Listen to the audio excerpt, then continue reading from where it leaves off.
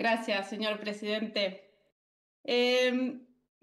Antes de arrancar con el discurso puntualmente, quería recordarle al senador Parrilli eh, cuál era su posición en la década de los 90, cuando oficiaba de miembro informante de la privatización de YPF o proponía la privatización de los sistemas jubilatorios. Nos acusa a nosotros de discurso remanido, de discurso que ha llevado a la Argentina a una situación complicada. Acá lo estoy viendo, sé que se está sonriendo, Senadora, senador. se No es dirige una a la picada, es presidencia, que usted simplemente... puede manejar los conceptos dirigiéndose a la presidencia tranquilamente, si no, vamos a empezar en un ida y vuelta. Bueno, gracias. Gracias. Pero me voy a abocar al discurso. Lo digo con simplemente porque creo que debiéramos hacer una revisión de toda la historia de la Argentina y no reposarnos solamente en el gobierno saliente con el que también tuve muchas diferencias y responsabilizo de muchas de las situaciones. Pero dicho esto, vamos al proyecto que hoy nos convoca. Hoy estamos discutiendo lo que sería el segundo capítulo de la reforma de ganancias que había quedado pendiente cuando en su momento discutimos la baja de ganancias a las personas físicas y sabíamos que de alguna manera esa baja dirigida a la parte del decil de mayores ingresos de la Argentina iba a ser compensada con un impuestazo a los sectores productivos y generadores de empleo. Otra vez, esto que viene disfrazado y maquillado para presentarlo como una reforma tributaria, en realidad no es más que un ajuste de corto plazo para tapar ese agujero fiscal que se hizo por el supuesto alivio del impuesto a las ganancias, como dije, a las personas humanas. Alivio que, de dicho sea de paso, aún los beneficiarios no han cobrado y que lo recibirán en cómodas cuotas licuados por la inflación. ¿Y por qué digo que se trata de una suba impositiva? Porque si la comparación se realiza correctamente sobre la ley vigente y no sobre la tasa dispuesta por la emergencia, recordemos que la ley de emergencia 27.541, aprobada en diciembre de 2019, suspendió la disminución de la alícuota de ganancias en las empresas que se había reformulado, como bien dijeron varios senadores preopinantes, la ley 27.430, que establecía un esquema de reducción de la tasa del 35% vigente en 2017 al 30% en 2018, 2019 y al 25% a partir de enero del 2020, bueno, la reducción correspondiente para el ejercicio del 2020 se prorrogó por un año, de modo que quedó una alícuota en 30%. Como decía, si la comparación se realiza correctamente sobre la ley vigente y no sobre la tasa dispuesta por la emergencia, este proyecto incrementa la alícuota sobre las ganancias de las empresas e incrementa la recaudación. Porque es decir, que por más que se quiera disfrazar de beneficio para las pequeñas y medianas empresas, el resultado final es un incremento de la recaudación y por lo tanto un incremento impositivo. Esto no es solo recesivo, este incremento en el impuesto, sino que también en un contexto en el cual se está llevando a cabo, que todos sabemos que necesitamos inversión y activar la economía, es totalmente irracional. Con esta medida no hacemos más que sembrar mayor incertidumbre sobre el largo plazo. Y las inversiones que necesitamos para activar la economía argentina no creo que vengan, que sean muy propensas a venir con estas, a volcar sus inversiones con estas reglas de juego. Creo que es ocioso recordar que las inversiones necesitan certidumbre, que requieren reglas claras para efectuar sus proyecciones y además para llevar adelante sus planes de inversión. Pero nosotros, a pesar de ello, acá no hacemos más que revertir y modificar todas esas reglas que fueron establecidas tan solo hace 4 años, echando por tierra todos los acuerdos institucionales alcanzados y debilitando aún más la credibilidad y las expectativas. La disminución en el nivel de las inversiones en los últimos años fue, entre otras cosas, producto de incertidumbre macroeconómica que afectó las expectativas y agravado seguramente por un escenario político incierto y con ausencia de planes a largo plazo.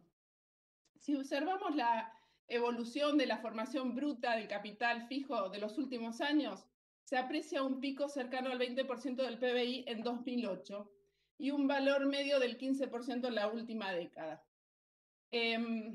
Valor que ya de por sí es bajo si se lo compara con el valor medio de los países de OCDE, que superan el 20%. A partir de 2018 se evidencia una pronunciada caída en el país, alcanzado al 13,5% del PBI en 2019, según datos del INDEC. Y no es casual que cada vez las empresas miren más a países vecinos para ir a invertir y no quedarse en la Argentina. Miren, señor presidente, está profundamente estudiada y verificada la relación entre impuestos e inversión. Una reducción impositiva sostenida en el tiempo dentro de un plan económico consistente, acompañado además por instituciones fortalecidas y un contexto económico propicio, indefectiblemente favorecerá el clima de las inversiones. La reforma tributaria de 2017, entre otras cosas, establecía un sendero de reducción de este impuesto, un sendero que se suspendió, como dije, por un año, que fue antes de la pandemia, cuando se dictó la emergencia a fines de 2019.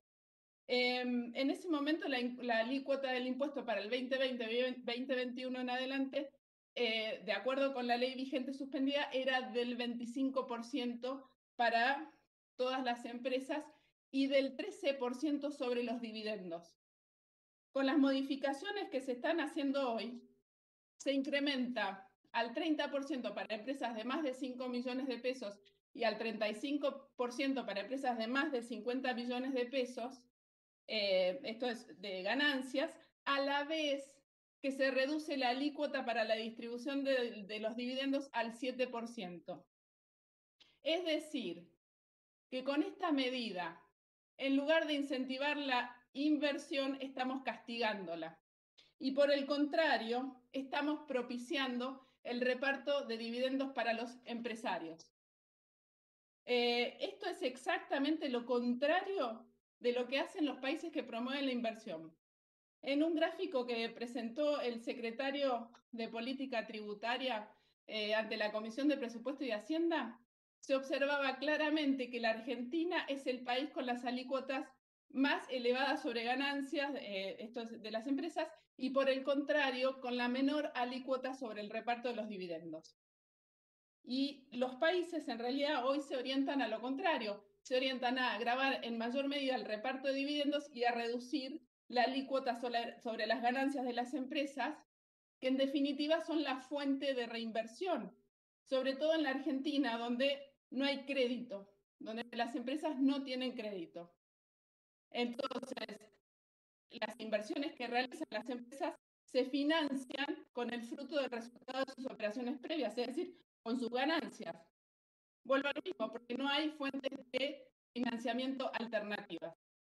Y difícilmente las multinacionales capitalicen a sus filiales locales, dada la brecha cambiaria y las limitaciones para transferir los dividendos hacia el exterior.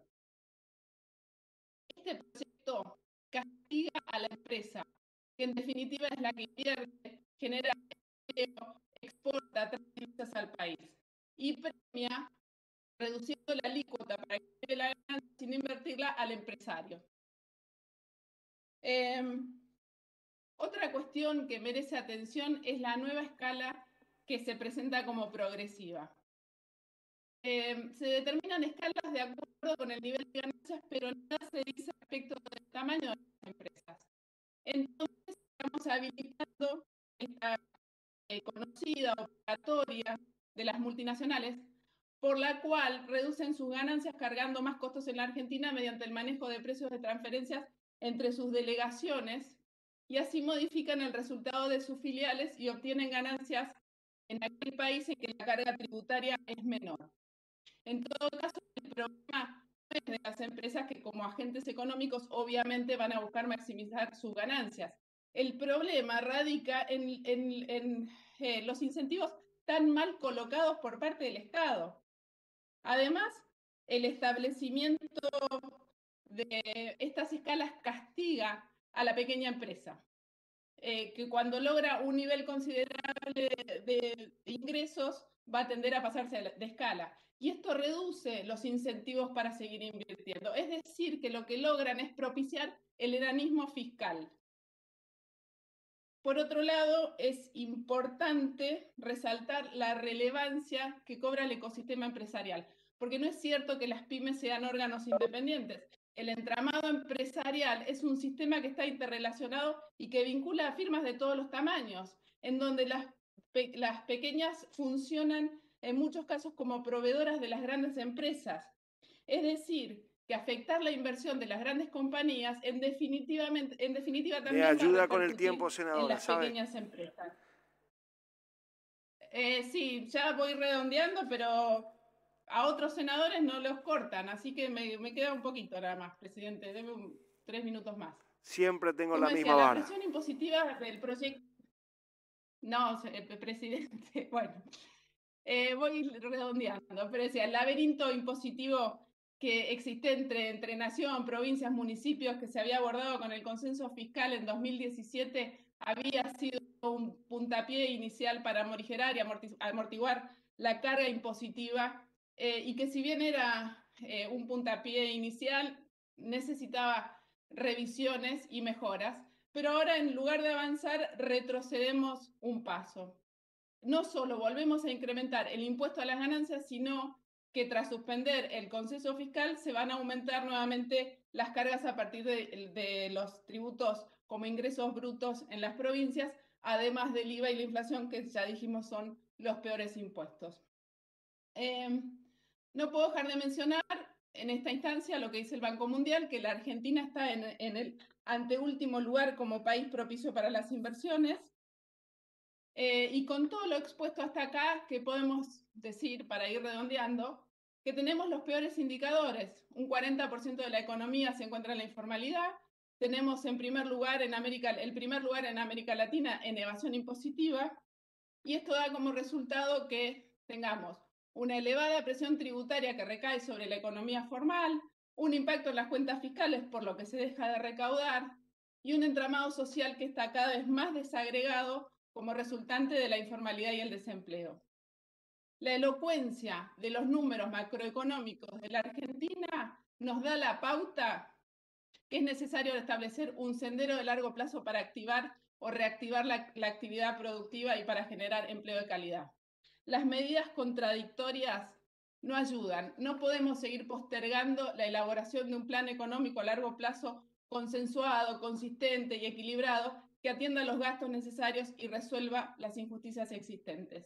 Por eso, señor presidente, considero que este tipo de leyes no representan el rumbo adecuado y mi voto es negativo. Muchas gracias. Gracias, señora.